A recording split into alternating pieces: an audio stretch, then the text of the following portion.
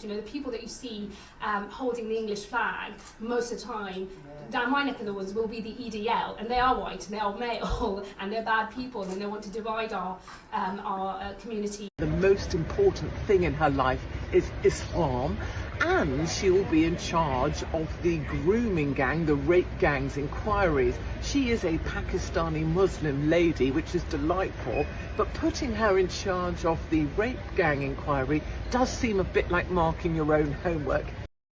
The UK is in a crisis. A national emergency plays out every day, which the MSM and political class choose to ignore, as a colossal 1,000 illegals, many of whom are terrorists, murderers, and rapists, flood the country in just a day in an invasion that shames this government. Even the left-wing New Statesman now talks about entering the age of deportations. But in yet another betrayal of our country, the decision to parachute left-wing Muslim extremist lawyer Shabana Mahmood into the Home Office as Home Secretary proves the government's talk of stopping the boats and finally taking back control of our borders is just that. Indeed, there are now very real fears. Mahmood is actually part of Slippery Starmer's globalist plot to destroy our borders altogether, while ushering in a sick form of digital ID to trick the native population into giving in to a future social credit scheme. Indeed, on learning Starmer may move the illegal migrants to military barracks, Paul Weston wrote, "Makes perfect sense. Cut the British Army and use the empty barracks to garrison imported men of fighting age and anti-Western ideology. If you still cannot see what is happening here, I cannot help you." And then we come to Mahmood herself, a woman who has been wrongly trumpeted in the MSM as someone who will be tough on borders, when her past has proven she is an anti-British, anti-white extremist who hates our beautiful flag.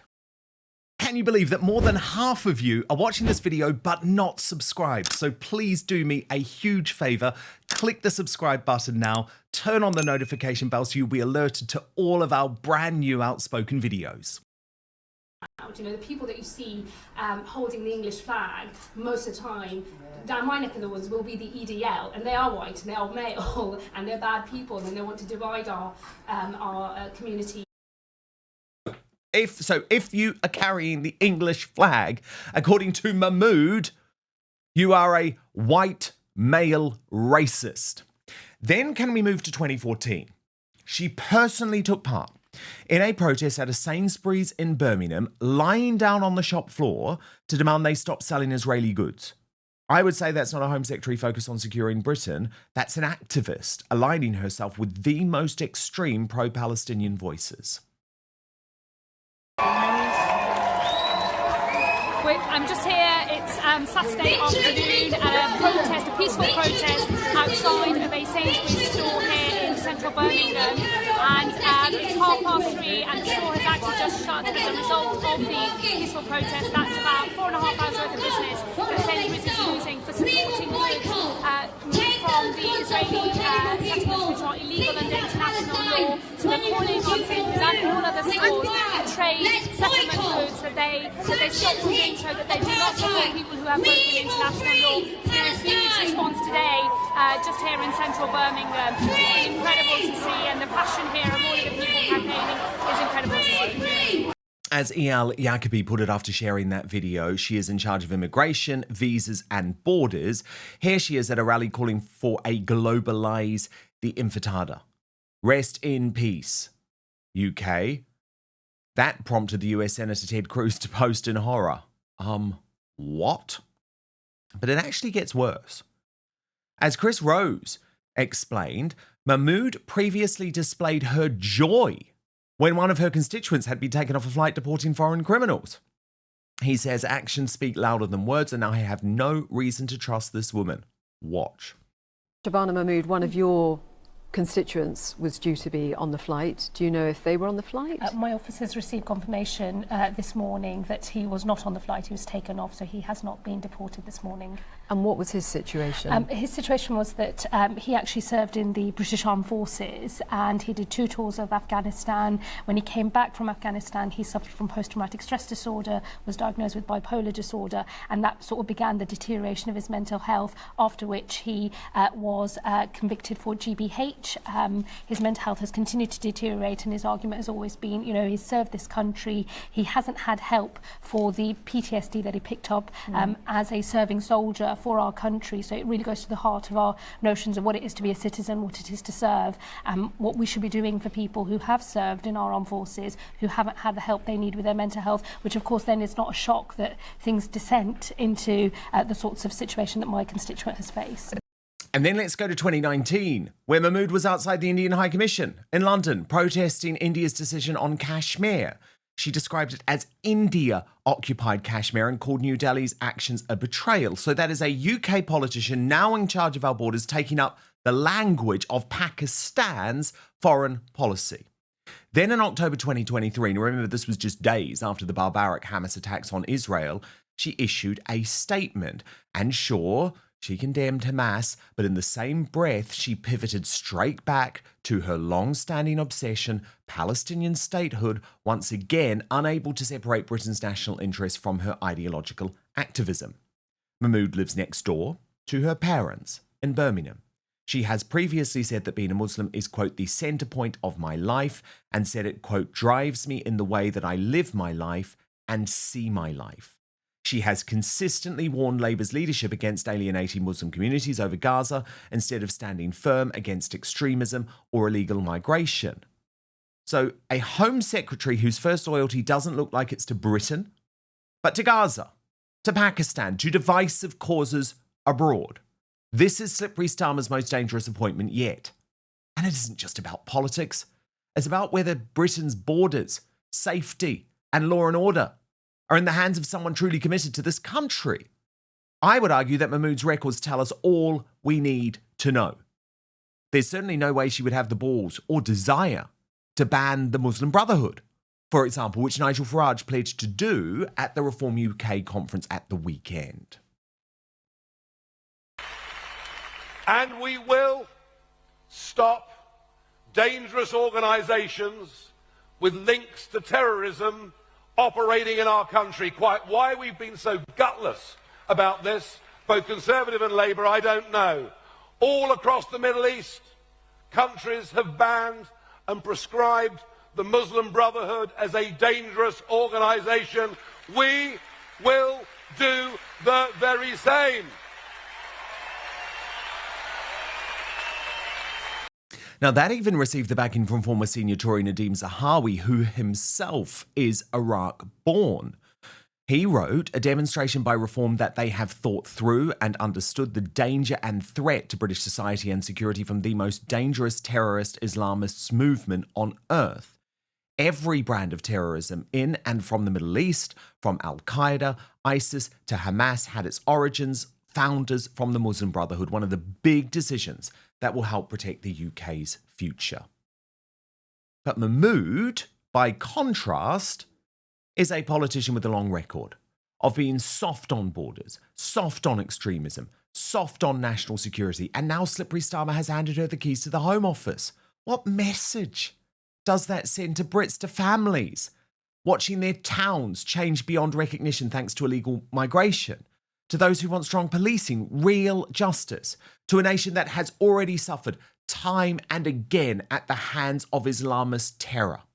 Instead of picking someone tough, someone serious, someone who believes in Britain, Starmer has put a woman who spent her career undermining every attempt to secure our borders. So make no mistake,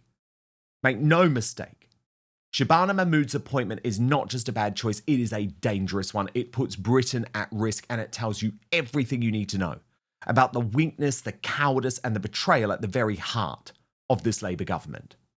But of course, all the MSM seems to want to talk about is her goddamn sex. Now, David Lammy was appointed Deputy Prime Minister and moved into a new role as Justice Secretary after serving as Britain's top diplomat. The Foreign Secretary of the last year, Shabana Mahmood, formerly the Justice Secretary then, is the new Home Secretary.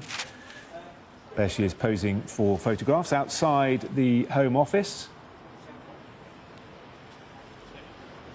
Yvette Cooper, of course, has moved from her brief in that building at the Home Office to take over Mr Lammy's former job as Foreign Secretary.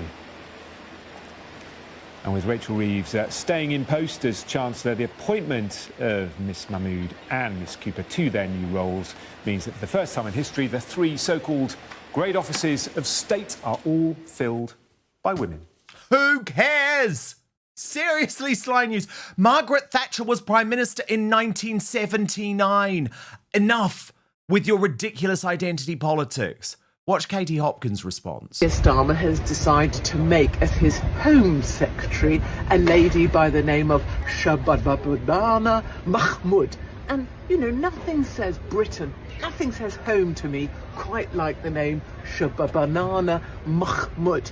She's going to be in charge of letting in the rubber dinghy massive in through the coastline of Kent and other places. Her first policy seems to be that we should in fact have inflatable donuts so that the illegals can come over and have a bit of a laugh at the same time. She also says that the most important thing in her life is Islam, and she will be in charge of the grooming gang, the rape gang's inquiries. She is a Pakistani Muslim lady, which is delightful, but putting her in charge of the rape gang inquiry does seem a bit like marking your own homework.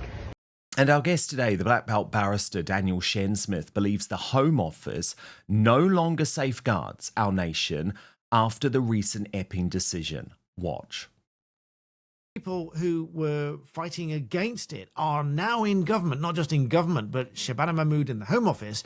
As I posted on X, she would have my full support if she does indeed act for the people of the UK, the best interests of the UK and British citizens and so on, and actually seek to remove foreign criminals and to prevent the influx of illegal migration, which is going to create significant risk in this country.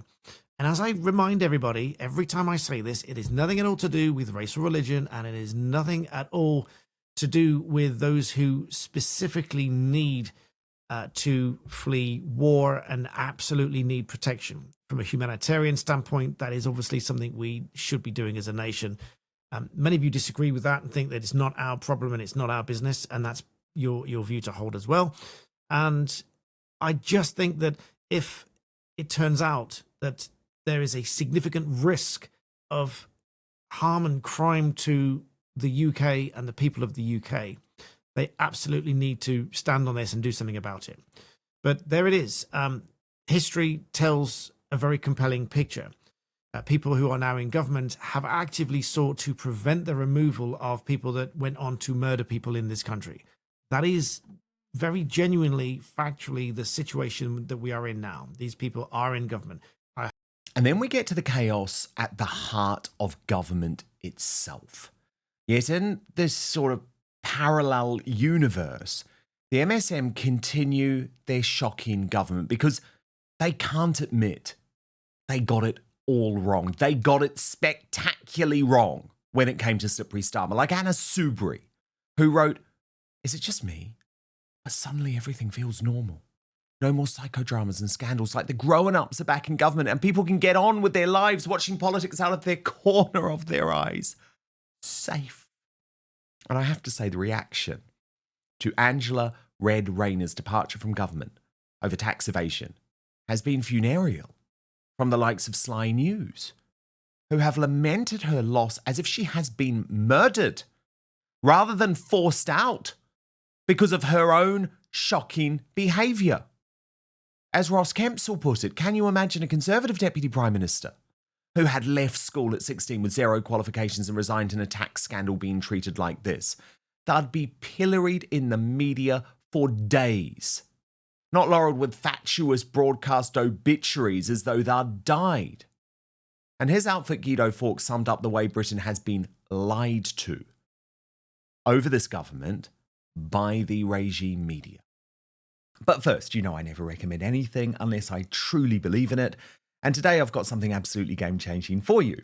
Have you ever stopped to think about how crucial comfort is, especially down there? Well, let me tell you, today's Outspoken is proudly sponsored by Sheath Underwear, the revolutionary brand shaking up men's comfort across the globe. And here's what makes it even better. Sheath was founded by a brilliant US Army veteran, Robert Patton, while he was serving in Iraq back in 2007. So that's right, this isn't just an underwear brand. It was designed for the toughest conditions imaginable. Patton was battling relentless heat and discomfort in full combat gear, and he thought there has to be a better way. And there is, because he created it. Let's be honest, traditional underwear just doesn't cut it anymore. Sheath's innovative dual pouch design ensures your comfort all day long, keeping things separate, cool and fresh. Imagine your essentials being comfortably cradled away from unwanted friction and heat. Trust me, it is a genuinely transformative product. I have tested it at the gym, on long days at work, and I'm telling you, once you've experienced Sheath, there simply is no turning back. They're stylish, they're supported, and they deliver unmatched comfort. It's like upgrading from economy to first class, but for your underwear. So right now, I am offering you a 20% discount. It is exclusive at sheath.com. So 20% off your entire order. All you have to do is use my special promo code Outspoken at checkout.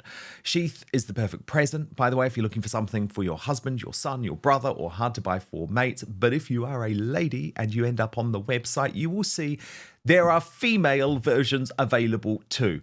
This is really cool as well. Sheath, did you know, was the first official underwear of the UFC.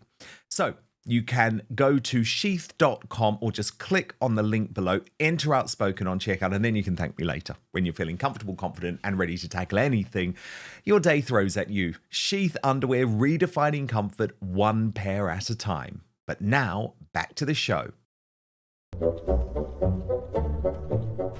Oh my God. Angela Rayner, Deputy Prime Minister, how does that feel? How does that feel, Deputy Prime Minister? Can I just say, if I may, I've never seen a Deputy Prime Minister with the phone strap. I mean, that sort of signifies to me a new era, right? It's just a different type of politician in number 10, so... And suddenly, for once, for the first time in many of our lives, actually Britain looks like a little haven of peace and stability. A Chancellor crying at Prime Minister's questions. I'm not going to pretend the last few days have been easy. They've been tough. It's very hard to see how the government can proceed as planned. It has been economically and politically an utter shambles. We've got yet another screeching U-turn on benefits after the screeching U-turn on the winter fuel, a screeching U-turn on grooming gangs. The government has formally rowed back on planned cuts to some benefits. In terms of mistakes, look, I think that we haven't always told our story as well as we should, explained our decisions in a way that might, in retrospect, have been better, but that's the nature of politics. Have you lost control of your MPs, Prime Minister? And now, Daniel ShenSmith, the Black Belt Barrister, is here.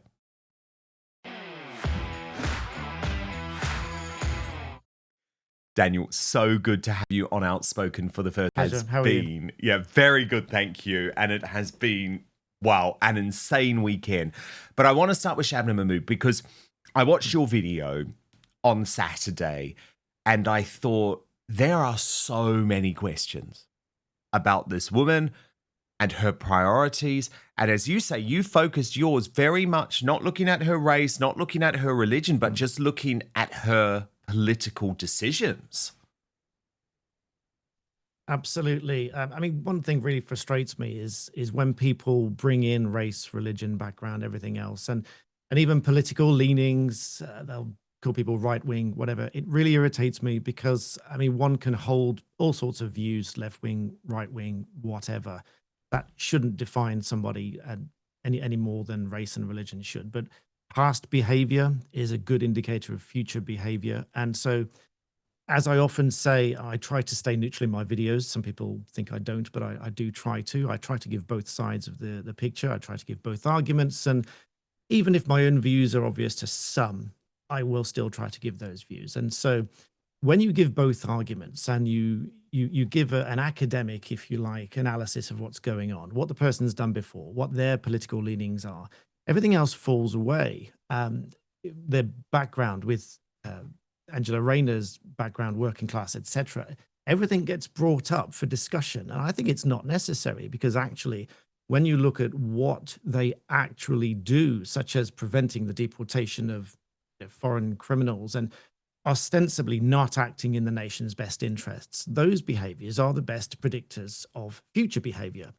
And you said a few things in your summing up, Dan, where the public perception, I think, is really important. And at the moment, I think we have a public perception where we have members of government who certainly say many things and don't appear to do the same thing. So, for example, Shabana Mahmood was asked, does she agree with Keir Starmer on the stance on immigration and stopping small boats, etc.? And she said, of course, she agrees. But I think most people would not take the view that he is taking that seriously, because it isn't stopping. And on her first day, over 1,000 more migrants have crossed the Channel after a week of bad weather resulting in 0 crossings. So that is my view. You have to look at the behavior here.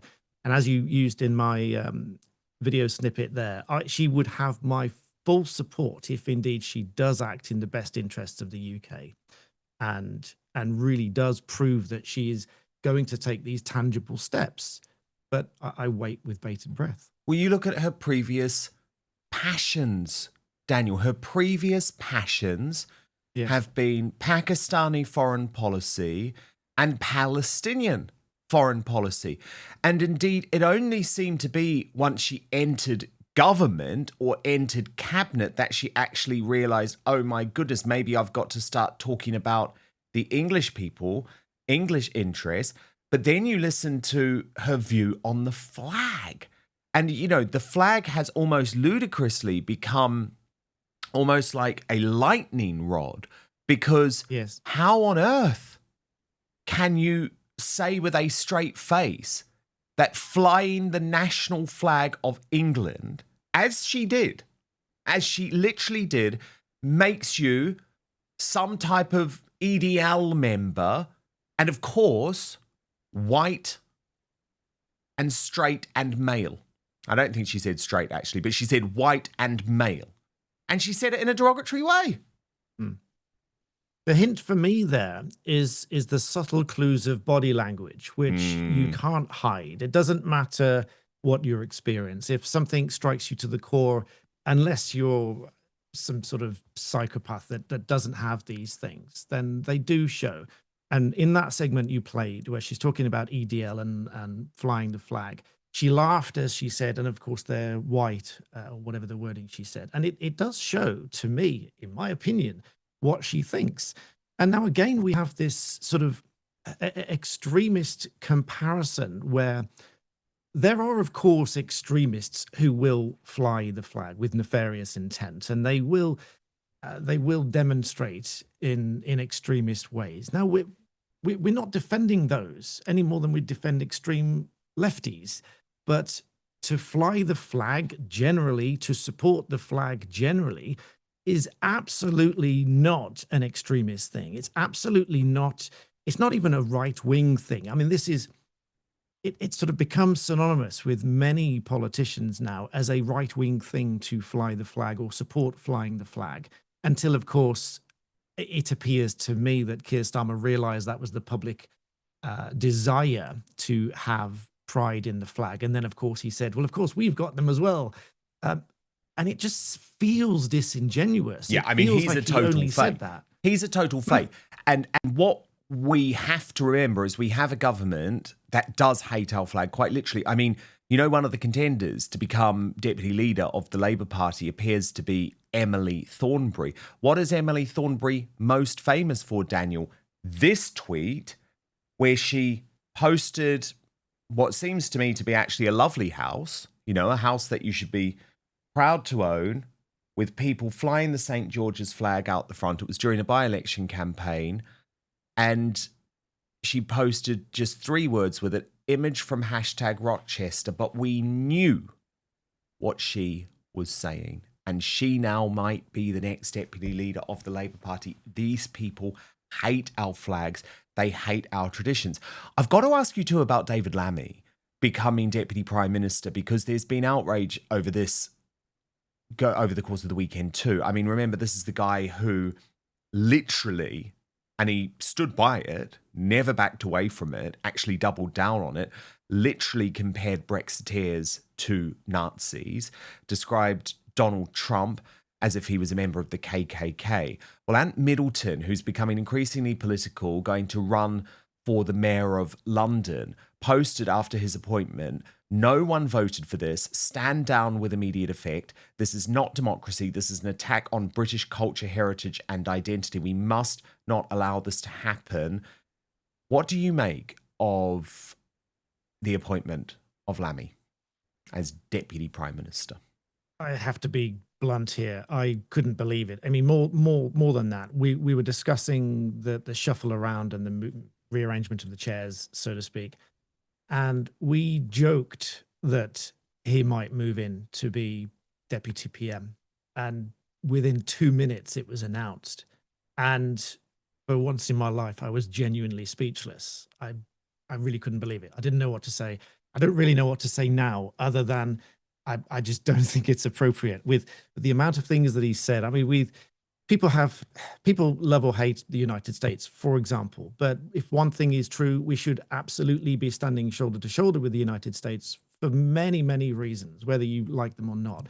And with his past comments, particularly with Donald Trump, and the same arguments goes to Donald Trump, whether you love him or hate him, again, it's in our nation's interests to get along with the United States and therefore Donald Trump. And so with the comments that he's made and the hypocrisy that he's displayed and everything else, without being too rude about it, all of the clips that show that, in my view, he's just not up to this role. He's stupid. I mean, he's stupid. He is actually stupid. I mean, obviously there was the mastermind appearance, but there was also the fact that he genuinely believes, because he is so infiltrated by extreme trans ideology, he genuinely believes that a man can grow a cervix. Here's a reminder of that. It's transphobic, but it's not accurate, Nick. I mean, obviously, it's probably the case that only that trans women don't have ovaries, but a cervix, I understand, is something that you can have following various procedures and hormone treatment and all the rest of it. Well, I mean, of course, that's ludicrous, but he's our Deputy Prime Minister. Yeah, it beggars belief. I mean, people can have these views, they can identify however they wish, and we can treat them with respect. It is very different to actually holding these sort of views and just not being at one with reality. And that is a fact. And now slowly the courts are catching up. And it's taken a Supreme Court ruling to say that biology and sex, define man and women. It's absolutely ludicrous that it's taken a Supreme Court ruling to do that. And even more ludicrous that all of the organizations are taking time and even fighting against it and saying they're waiting for guidance to change their policies. But the law is the law. The judgment was clear. But to have David Lammy, who doesn't seem to be at one with reality, Deputy PM, which means, and just to bring this home for everybody watching, if anything happened with Keir Starmer, if he's out of the country or is just incapacitated any way whatsoever, David Lammy is in charge. And let that sink in. I couldn't believe it. So, it's terrifying. Yeah, I have no idea. And as Ant Middleton says, no one voted for this.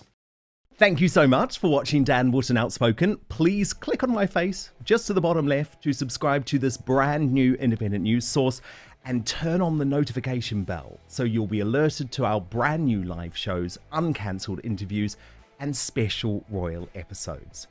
Outspoken is also now available as a podcast, so you can listen to the show every weekday on the go, wherever you are.